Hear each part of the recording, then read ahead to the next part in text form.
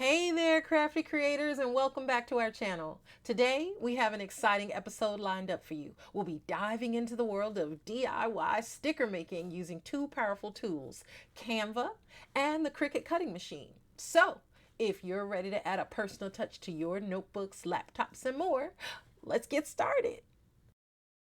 So, in order to get started on our journey for making stickers today, we're going to go to freepik.com where we can find some stickers or some images that we really like. So let's see what they have as far as flowers. Oh, okay. Okay. I think I would like that in my planner. Oh, those are nice.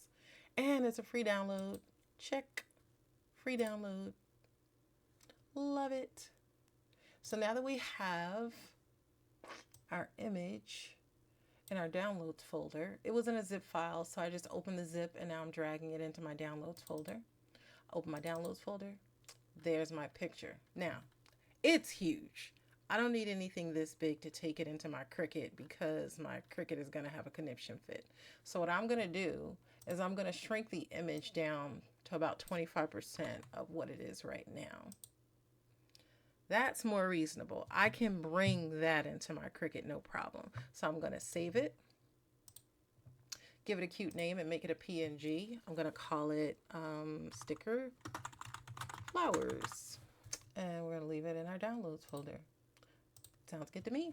All right, that part's done. Next, we're going to go to Canva. And we're going to create a design, clicking Create Design. And we're going to use, you can either use letter or flyer. I like flyer. Makes it an 8.5 by 11 sheet of paper. And then we are going to go to this section here and click upload. We're going to upload our file, sticker flowers. There we go. Now that it's in, we're going to bring it in here. Beautiful. Let's see, let's do it twice. I think we can get at least 2 sets on one sheet of sticker paper. I think that'll work. All right. Looks pretty good to me. And now we're going to download it and save it as a PNG with a transparent background. And we're going to download it. Perfect. So now we're going to take that document that we just downloaded and we're going to open our Cricut design space. Once we're in the Cricut design space, we're going to create a new project. And from here, we'll upload our image, browse for it, untitled design. Now, because we made it a PNG, it is going to have a white background, but let's just say complex in case there's any additional white. Thought there might be that we need to delete. This crosshairs will allow you to click on the white space and it will make it invisible space. Again, here. Now, we can get a little closer by increasing just to make sure there's no other white spaces that we need to delete. Okay, that looks good. Let's apply and continue. And we're going to do something called print then cut because we want to print out our flowers first and then cut them out. So we're going to upload it. There's our design. And we're going to say add to canvas. Beautiful. Now, one thing you might want to know is that in Canva, they have limitations on how big your image can be when you bring it in. So I have to click this red exclamation point and it will tell me that the max shape size that they're allowing is 4.67 by 9.93. So I'm going to go up here to the size section of our header and I'm just going to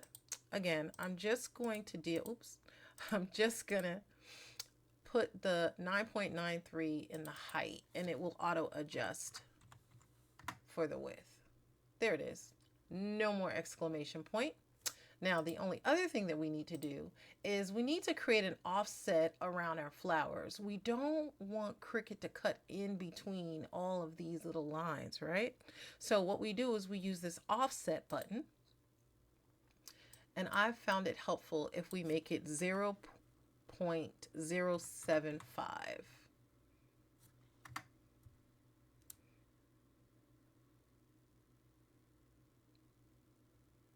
There we go.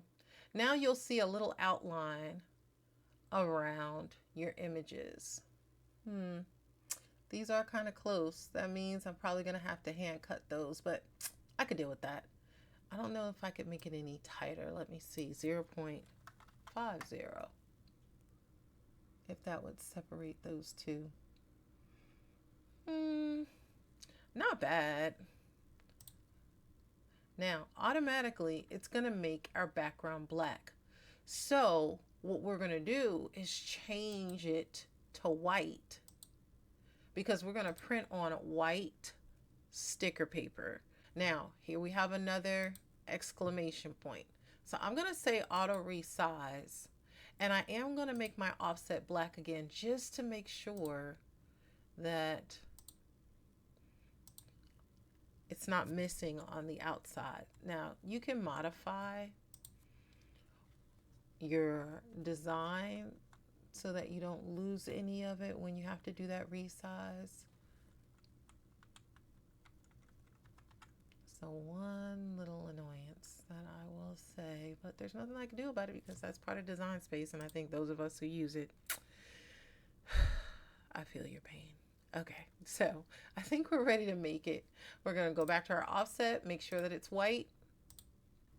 Okay, I like the design. Now I have to flatten it because I have my actual design and then I have my offset. So I have to select both. I hold the control key and I select both, and then I click flatten to make it one image. Now it's giving me an issue. I'm just going to say auto resize. Those of you who work in Design Space, you feel my pain. One day they're going to do something about this. Anyway, click make it. There you go. Now your image is visible. This is where you can say continue and send to printer. What I like to do is I like to use the system dialog. So I always turn that on, and I keep add bleed on as well.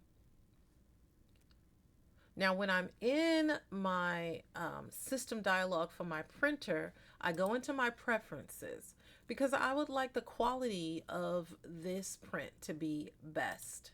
So I'm going to click best for quality settings, and for media, rather than plain paper, because I'm printing on vinyl sticker paper, I'm going to say heavy paper.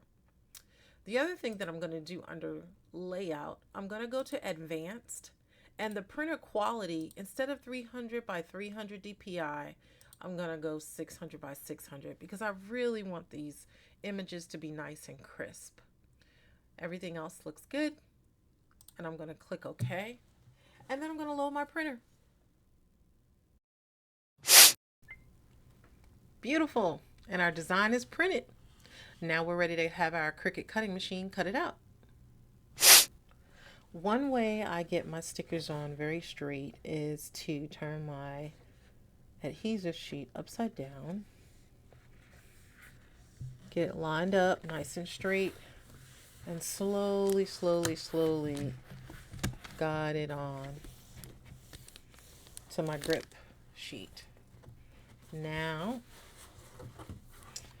once it's adhered well, I'm ready to run it through my machine and have the machine cut it out.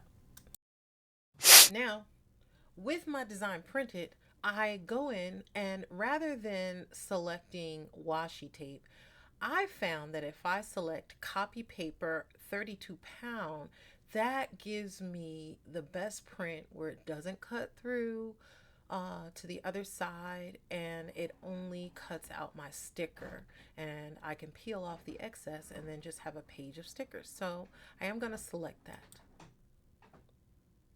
Now I'm going to load my Cricut. Next, we load our Cricut,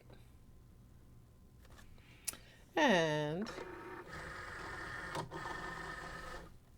Get our sheet in place and let the machine do its thing.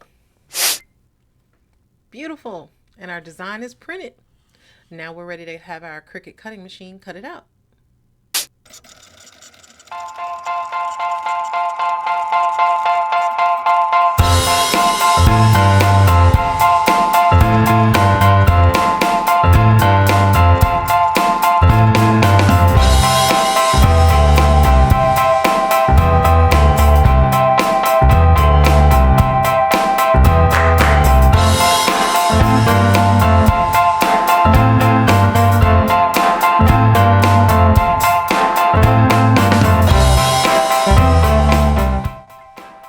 And there you have it, your DIY stickers.